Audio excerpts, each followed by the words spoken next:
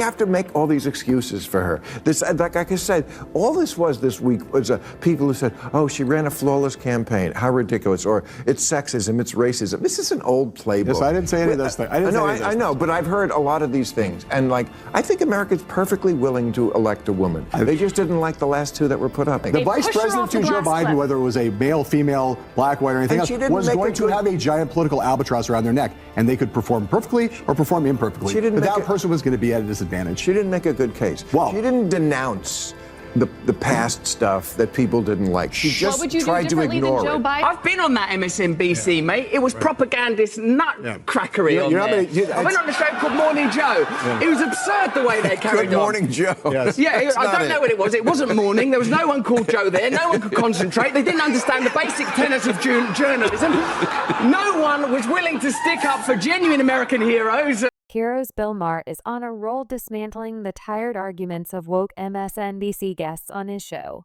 And the internet is loving every second of it. At this point, MSNBC journalists might want to reconsider their policies and whether Maher's platform is the right one for them, because the obliteration is getting downright embarrassing. So which MSNBC guest wandered into Maher's crosshairs this time? And what did Maher say that had them scrambling for cover? We've got all the receipts right here, so stick around as we dissect the issues.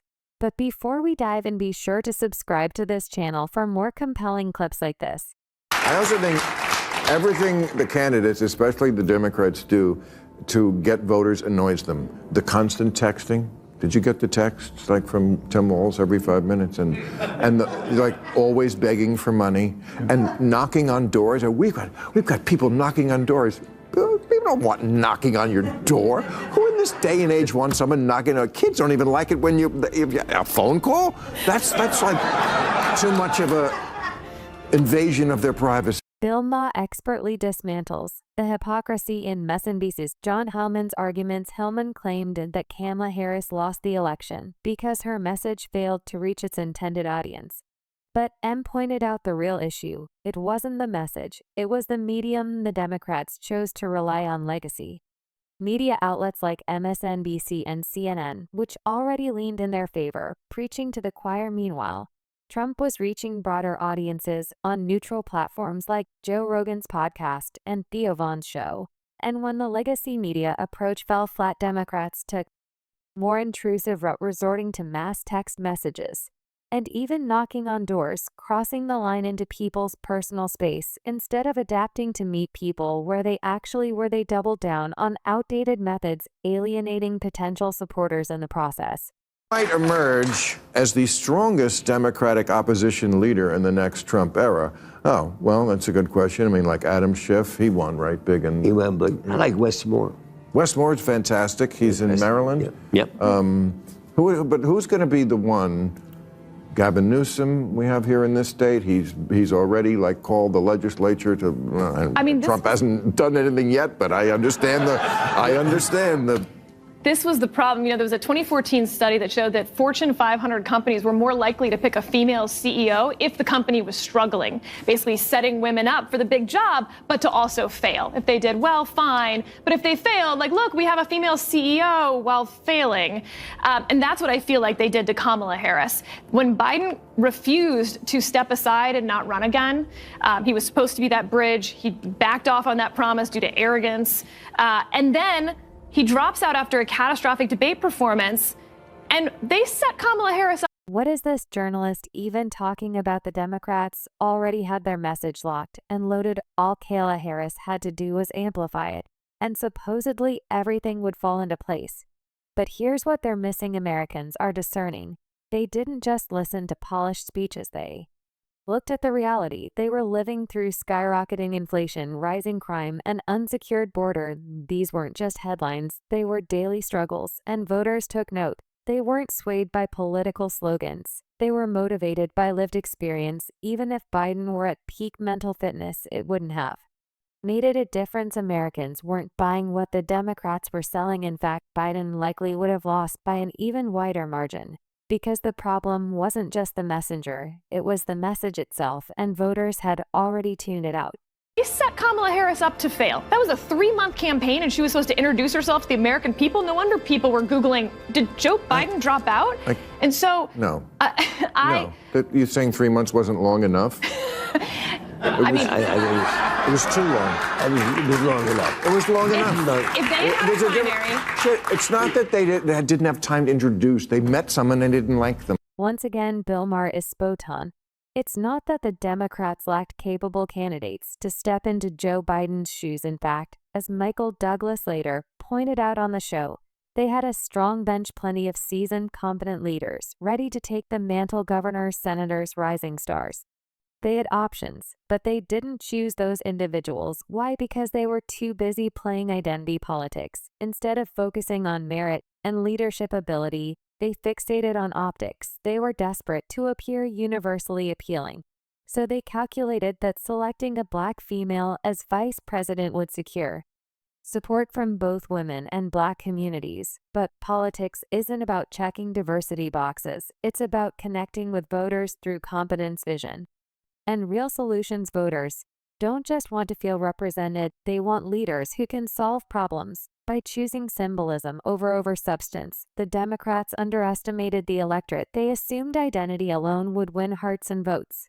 But people saw through it. The choice felt performative, not genuine, and in the end, it wasn't enough to secure trust or victory. That miscalculation might be one of the reasons they're facing the political backlash they are today. Being vice president, and you get put on elevated to the top of the ticket 107 days ahead of the election. I think that is a very high degree of difficulty put on anybody. And I do not think she is the perfect candidate. I tend to agree with Sarah that probably in a fully litigated primary, she probably would not have been the Democratic nominee, but we'll never know that. But I will tell you that, there's never been anybody who's had the difficulty of that situation, elevated that late in the campaign. Why? A Democrat would have needed to run away from Bill, I don't know if you know this, but the vice president of the United States is basically shoved in a broom closet for 3.5 years. I know. You couldn't. She was more popular in there. Yes, well. I mean, this idea that in a mass media age, that 107 days is not long enough to know somebody? You are way overestimating the American people in terms of... Wait, pause right there. This is exactly the kind of attitude that led the Democrats straight into opposition, underestimating Americans. John Hillman of MSNBC actually claimed that Bill Maher's assertion that 3 months was more than enough time for citizens to make up their minds was an overestimation of Americans. Really, that's how the woke left views the rest of us, like we're incapable of critical thinking or making informed decisions. No wonder one MSNBC host had the audacity to declare that Americans don't even know what they want. Newsflash, we absolutely do. And it's certainly not a puppet who blindly follows the bidding of the woke left. Americans don't want leaders who treat them like they're clueless. We want leaders who respect our intelligence, understand our struggles, and actually stand up for our interests. The left can keep underestimating the American people, but come election time, they'll learn the hard way that we know exactly what we want, and we're not afraid to vote for it anyway. They keep the clip rolling. Someone like Donald Trump has become a universally known, understood, loved by some, hated by others over the course of being omnipresent for 8 years. Okay. Barack Obama becomes president of the United States after running for 2 years as president, runs a 50-state primary, is on television, does dozens of Democratic debates. And by the time at the end of that, most people knew who he was. Most people. Yeah. You drop somebody into the middle of the top of the ticket, 3 days out, 3 months out, you are going to have to spend a lot of time trying to introduce yourself to the country while also being in a steel cage death match with Donald Trump. Okay, but I don't know if you ever watched this show, but I had Michael Douglas on this week. Yeah. At the top, we were talking about this, and he made a very good point that every other country in the world can do it in months, sometimes weeks. Why can every other country do it in that short a period of time? Are they all so much brighter than America? I don't think. That's exactly my point. Some countries manage to hold decisive elections in just a matter of weeks. Trust me, with this kind of mentality, the Democrats are better off in opposition. They're failing to grasp the obvious, that their disastrous mismanagement of the economy coupled with their out of touch and off ridiculous policies is precisely what landed them where they are today. Americans aren't easily fooled.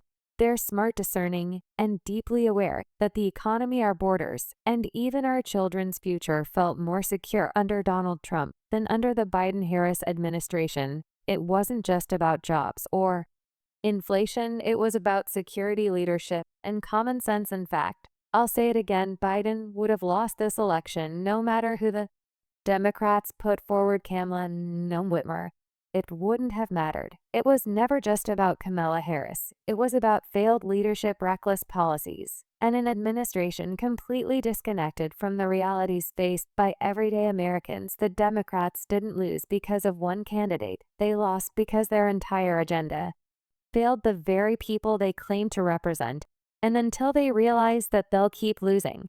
I think you can believe that you could have shorter elections in America, but it's not like we don't know. In Britain, for instance, when you have a short election, it's not like you don't know who the leader of the party is for months and years before that. But you're either the person who's Googling the day before, did Biden drop out, or you know in a week. You know, did anyone in this audience not know enough about Kamala Harris pretty much after a week to make a decision?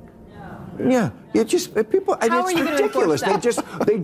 We just get sicker of. Ma finally delivered the hammer blow, and it landed hard. John Hillman was exposed for his blatant hypocrisy. To drive his point home, Ma didn't just argue. He conducted a simple yet powerful experiment. He turned to his audience, an audience largely composed of left-leaning individuals, and posed a straightforward question: how many of you feel you don't know enough about Kamala Harris to decide whether to vote for her or not? And the response, dead silence. Not a single hand raised, not a single voice spoke up. The room fell into an uncomfortable stillness thick with the weight of unspoken truth. You could almost see the color drain from Hyman's face. The awkward tension was undeniable. His claim that Americans didn't have enough information to judge Harris crumbled in real time. Hyman watched his argument fall apart under the weight of the obvious. The emptiness of his stance was exposed, and with nowhere to turn, he fumbled, trying to backpedal and save face. But it was too late. The audience's silence wasn't just awkward, it was deafening. It wasn't just a pause. It was a verdict that said Americans aren't confused about Kamala Harris. They know exactly who she is, what she stands for, and why they're hesitant. And in that moment, M didn't just win the argument, he exposed the uncomfortable reality that Hyman and the Democrats refused to face. Why you have to make all these excuses for her? This, like I said, all this was this week was people who said, "Oh, she ran a flawless campaign. How ridiculous!" Or it's sexism, it's racism. This is an old playbook. Yes, I didn't say any of those things. I know, but I've heard a lot of these things, and I think America's perfectly willing to elect a woman. They just didn't like the last two that were put up. They're willing to elect a woman. There's some sexism. I'm not willing to elect a woman when she's the best candidate that they're offered.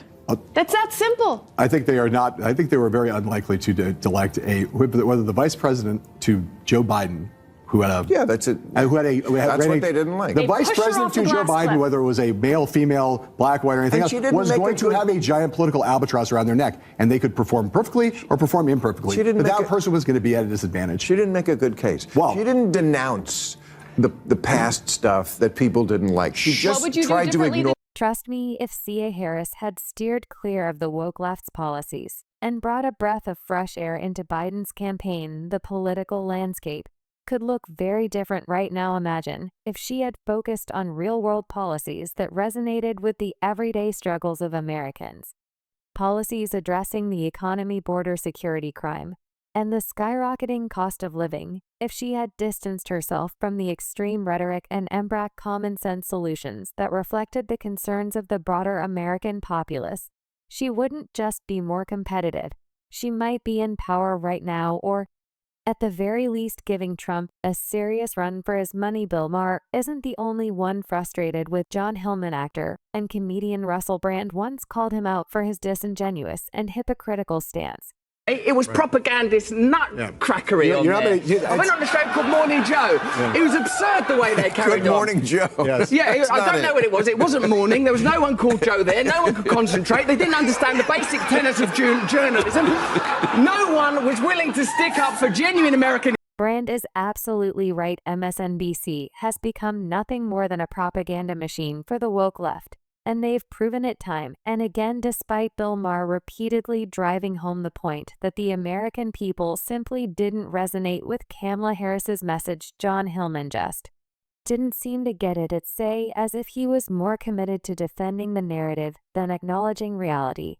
This is the problem with echo chambers. They're so busy reinforcing their own beliefs that they miss the truth staring them in the face. In the end, Bill Maher isn't just hosting debates, he's exposing the cracks and the left's arguments. If MSNBC guests keep stepping into his arena unprepared, they'll keep facing public takedowns. The message is clear: bring stronger arguments or be ready for another embarrassing reality check. And that brings us to the end of today's video. If you enjoyed it, then hit the like button and subscribe to this channel for more videos like this. Thanks for watching and see you in the next one.